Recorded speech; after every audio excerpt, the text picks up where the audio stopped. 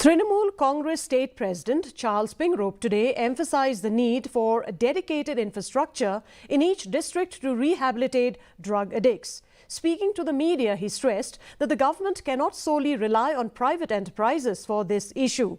Pyngrope acknowledged the efforts of NGOs working to combat drug menace, but urged the government to monitor and support their initiatives while ensuring proper use of funds.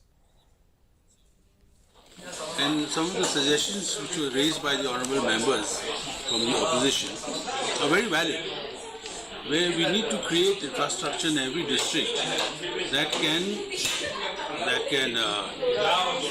accommodate the drug users and addicts to be rehabilitated.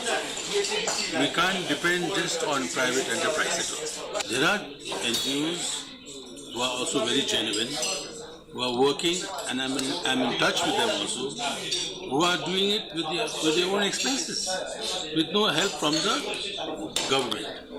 However, the department can always tie over the NGOs, but keep a tab on what they're doing and a record of everything. You just can't give them the funds and then you close your eyes and turn around and expect that the funds to be used judiciously.